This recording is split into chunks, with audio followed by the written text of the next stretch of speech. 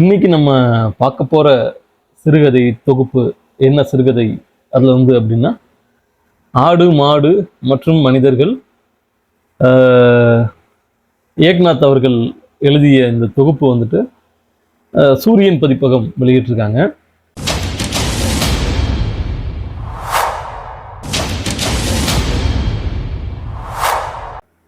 உண்மையிலே ஒரு என்ன சொல்றது அப்படின்னா, நம்ம வாழ்க்கையில நம்ம நிறைய மனிதர்களை கடந்து வந்திருக்கோம். நம்ம பால்யத்துல இருந்து சரி, நம்ம இளமை பருவத்திலேயோ சரி, இல்லை கொஞ்சம் வயதாகும் போது நிறைய மனிதர்களை கடந்து வந்திருக்கோம். அவங்களோட ஒவ்வொரு கட்டத்திலையும் நம்ம அவங்கள பார்த்துருப்போம் இல்லையா? அவங்களோட அந்த அசைவுகளை பதிவு பண்ணியிருக்காரு. அவங்கள ஒரு மனிதனை இவ்வளவு தூரத்துக்கு ஆழ்ந்து ஒரு ஒருத்தரால பார்க்க முடியுமா அப்படின்லாம் உண்மையிலேயே வியப்பா இருக்கு. அப்படி ஒரு தொகுப்பு தான் இது. அவர் பார்த்த சில மனிதர்களுடைய கதைகள் அடங்கிய தொகுப்பு இது. அதுல இன்னைக்கு நம்ம பார்க்க போறது கண்களில் துடிக்கும் பேரழகு. இந்த தலைப்பு, அந்த சிறுகதையோட தலைப்பை பார்த்தோன்னே நமக்கு என்ன தோணும்னா, கண்டிப்பா இது ஏதோ ஒரு பெண்ணை பற்றி கூற போறது தான் அப்படின்னு. உண்மையிலேயே இது ஒரு பெண்ணை பற்றி சொல்ல போற கதை தான். இந்த சத்தங்களை பத்தி முதல்ல ஆரம்பிக்கிறேன். இந்த சத்தங்கள்லாம் சில சமயத்துல படபடப்பா இருக்கும். நமக்கு ஏதாவது திடீர்னு ஏதாவது சத்தம் கேட்டுருச்சு அப்படின்னு நமக்கு ஒரு படபடப்பா இருக்கும்.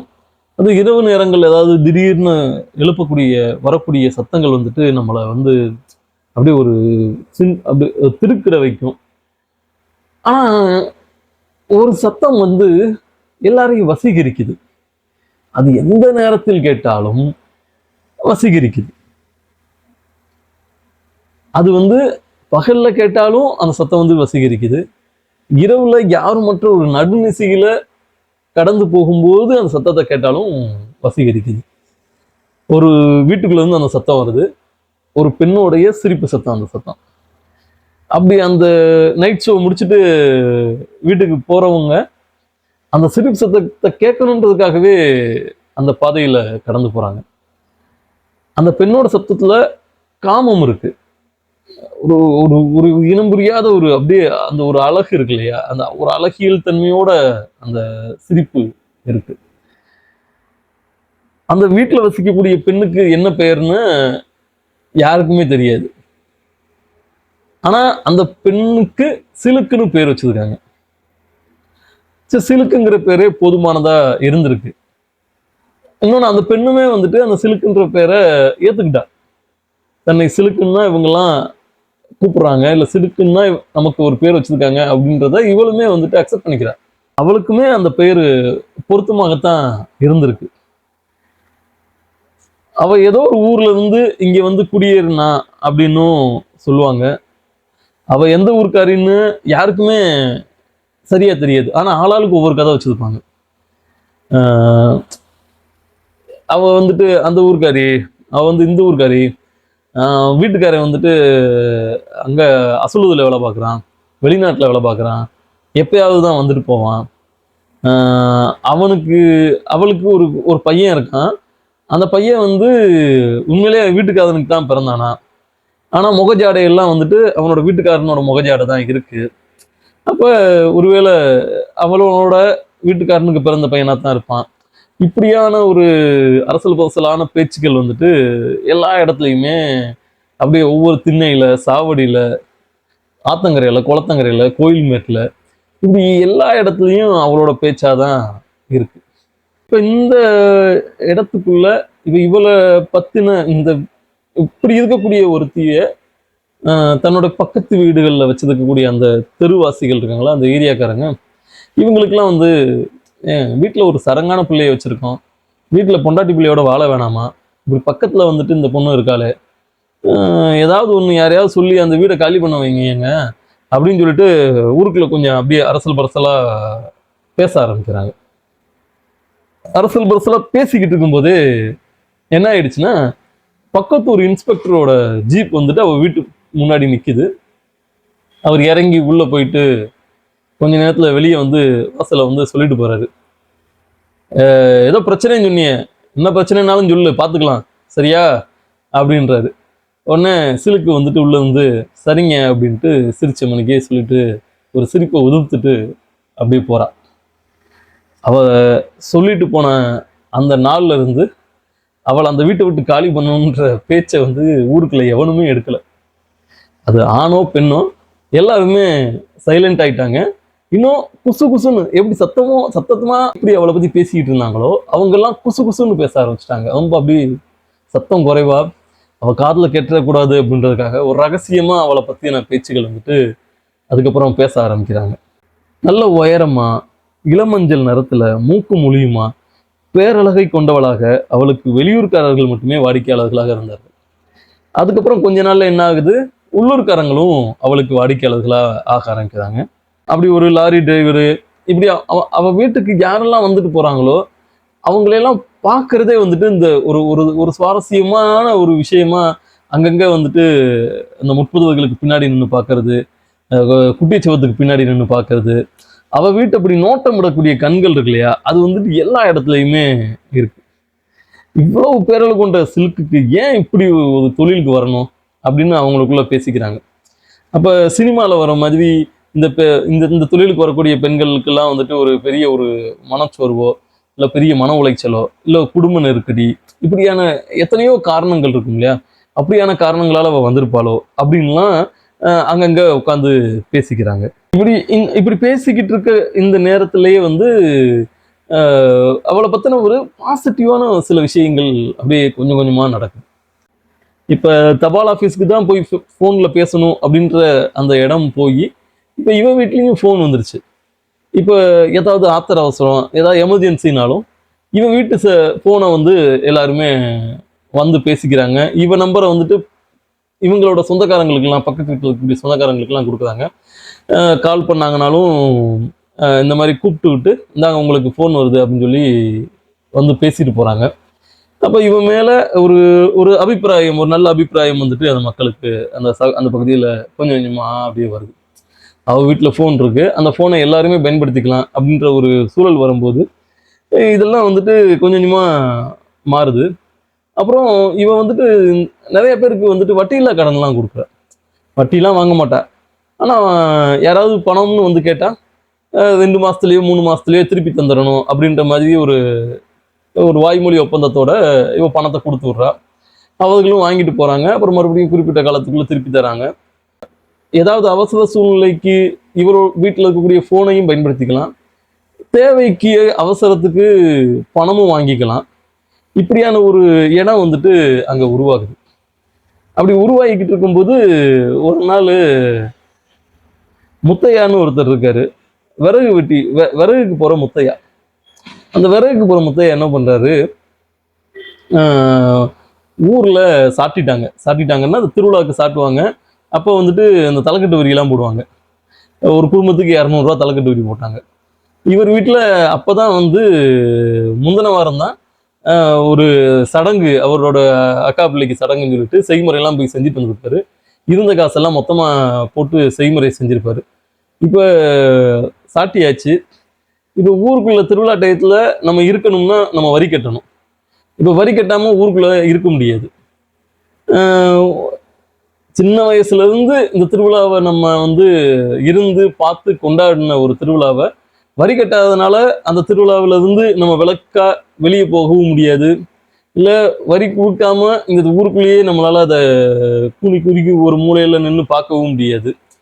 அப்ப ஊர்க்காரங்க மத்தியில வந்துட்டு ஒரு பெரிய அவமானமா போயிடும். அப்படின்ற ஒரு இடம் வரும்போது அவர் என்ன பண்றாருன்னா அந்த 200 ரூபாயை போய் அந்த சிலுக்கிட்ட போய் கேட்குறாரு.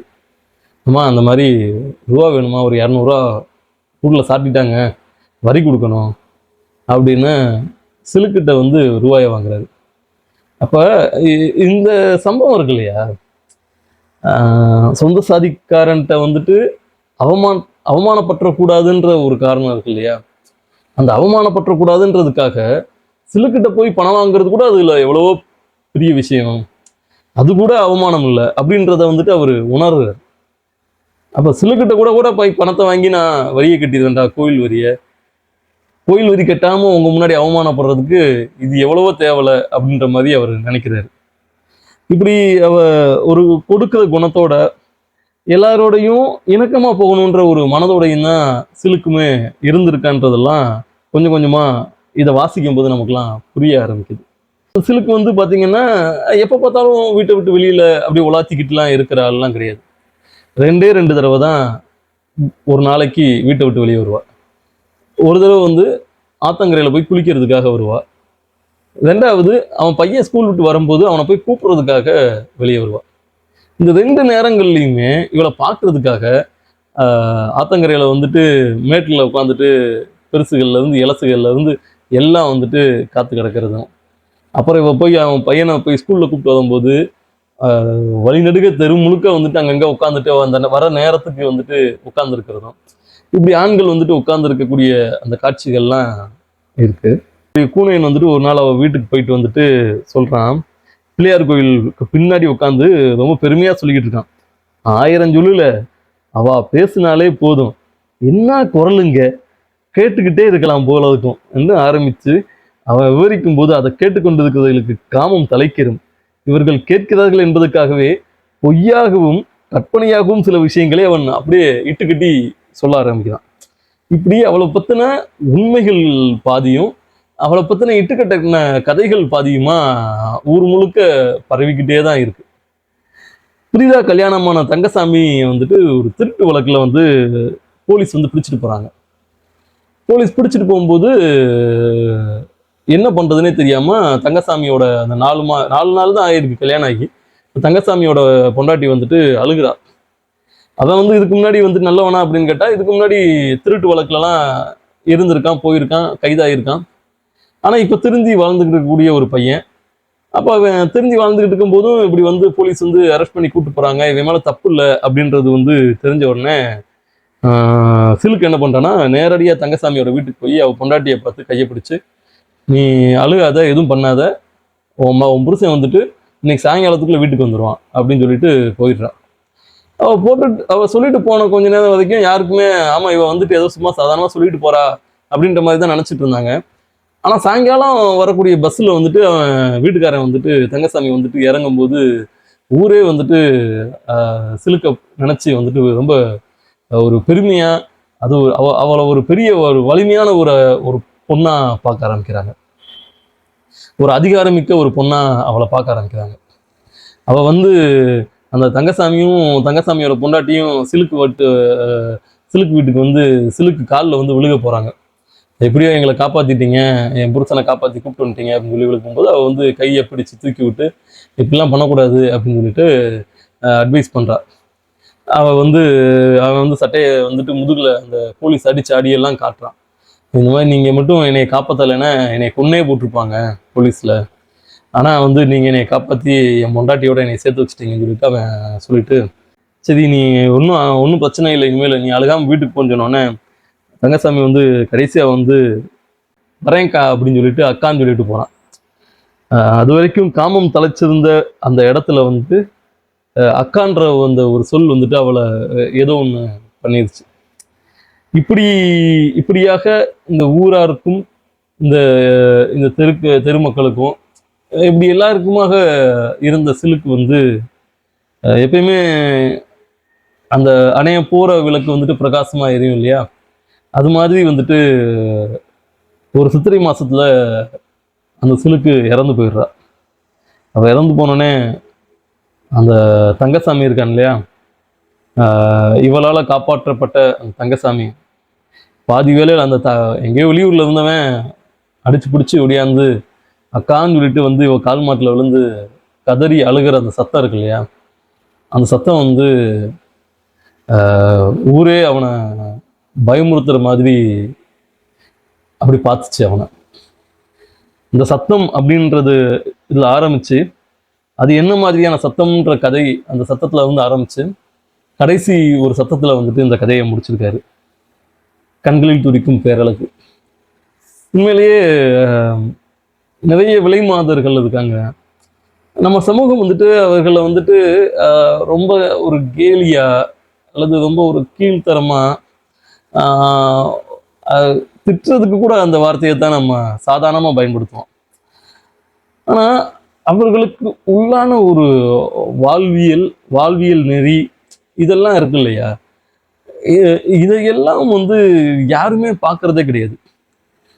அதை வந்து ரொம்ப எளிமையா எங்கேயுமே அவர் வந்து விலை மாது அப்படின்னும் விலை மாதர் அப்படின்னும் அவ என்ன தொழில் செய்யறான்னு கூட இந்த சிறுகதையில எங்கேயுமே ஏக்நாத் வந்து சொல்லல. நம்மளுக்கு அவர் அதை கடத்தி இருக்காரு. அவ இந்த தொழில் செய்யறா அப்படின்னு தான் இருக்கே தவிர எந்த தொழில்னு அவரும் சொல்லல, நம்மளும் கேட்டுக்கல அப்படின்ற மாதிரி தான் இருந்தது. ரொம்ப ரொம்ப லாவகமா அந்த கதையை வந்து நகர்த்தி கொண்டு போயிருக்காரு. ஏன்னா இப்படி இந்த சமூகத்துல நெகட்டிவ் ரோல்ல இருக்காங்க இல்லையா, அவர்களையெல்லாம் அவர்களை பற்றியெல்லாம் நம்ம வந்துட்டு ஒரு கதை சொல்லணும் போது இன்னும் அவர்களை ப்ரைஸ் பண்ணி எங்கேயாவது சொல்லி அவர்களை வந்துட்டு அவர்கள் தரப்பு நியாயத்தை வந்து சொல்ற மாதிரி கொண்டு போவோம். இன்னொன்று அவர்களை ரொம்ப இழிவா சித்தரிச்சு எழுதிடுவோம். ஆனா இது எதுவுமே இல்லாம ரொம்ப ரொம்ப ஒரு நூல் மேல இந்த கதையை வந்து நகர்த்தி கொண்டு போயிருக்காரு. உண்மையிலேயே இந்த கதை வந்து ரொம்ப ஒரு ரொம்ப முக்கியமான கதை. நம்மளோட பால்யத்துலேயுமே இப்படியான நிறைய கதாபாத்திரங்களை நம்ம வந்துட்டு கேட்டிருப்போம், பார்த்துருப்போம். அவங்களையெல்லாம் நம்ம இந்த சமூகம் வந்துட்டு எப்படி பார்த்தது அப்படிங்கிறதெல்லாம் நம்ம அப்படியே மண்டைக்குள்ள வந்து ஓட்டி பார்க்கறதுக்கான ஒரு சின்ன ஒரு டூல் தான் இந்த கதை அப்படின்னு நான் நினைக்கிறேன். மீண்டும் இன்னொரு சிறுகதையில் சந்திப்போம். நன்றி.